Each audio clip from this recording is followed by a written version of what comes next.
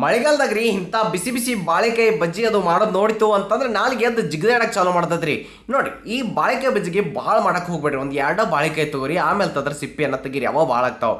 ಆಮೇಲೆ ಖಾರಕೊಲ್ಲೊಳಗೆ ಹಸಿಮೆಣಸಿಕಾಯಿ, ಉಪ್ಪು, ಜೀರಿಗೆ, ಕರಿಬೇವಣ್ಣ ಹಾಕಿ ಕುಟ್ರಿ. ಅದಾದ ನಂತರ ಸ್ವಲ್ಪ ಕೊತ್ತಂಬರಿ ಹಾಕಿನೂ ಕುಟ್ಟಿ ಇಟ್ಕೋರಿ. ಮುಂದಕ್ಕೆ ಒಂದು ಬೌಲ್ದಾಗ ಅರ್ಧ ಕಪ್ಪಷ್ಟು ಕಡಲೆ ಹಿಟ್ಟು, 1 ಟೇಬಲ್ ಸ್ಪೂನ್ ಅಷ್ಟು ಅಕ್ಕಿ ಹಿಟ್ಟು, ಆಮೇಲೆ ಕುಟ್ಟಿದ ಮಸಾಲೆ, ಆಮೇಲೆ ಕೆಂಪು ಖಾರದ ಪುಡಿ, ಸ್ವಲ್ಪ ಅರಿಶಿನ ಪುಡಿ ಮತ್ತು ಅಜವಾನನ್ನು ಕೈಯಿಂದ ತಿಕ್ಕಿ ಈ ರೀತಿ ಹಾಕಿರಿ. ಹಾಕಿದಾದ್ಮೇಲೆ ನೋಡ್ಕೊಂಡು ಎಷ್ಟು ಬೇಕು ಅಷ್ಟು ಉಪ್ಪು ಮತ್ತು ಈ ಎಣ್ಣೆ ಹಾಕಿ ಕರೆಕ್ಟಾಗಿ ಅದನ್ನು ಮಿಕ್ಸ್ ಕೊಡ್ರಿ.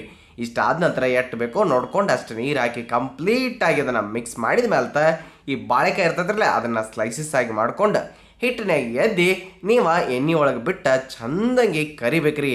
ಅಂದ್ರೆ ಬಿಸಿ ಬಿಸಿಯಾಗಿರುವಂತಹ ಮಸ್ತಾಗಿರುವಂತಹ ಬಾಳೆಕಾಯಿ ಬಜ್ಜಿ ನಿಮ್ಗೆ ಪಟ್ನ ತಟ್ನ ರೆಡಿಯಾಗಿ ಬರ್ತಾವೆ. ಇಷ್ಟ ಆಗಿದ್ರೆ ಫಾಲೋ ಮಾಡೋದು ಮರೆಯಕ್ಕೆ ಹೋಗಬೇಡ್ರಿ.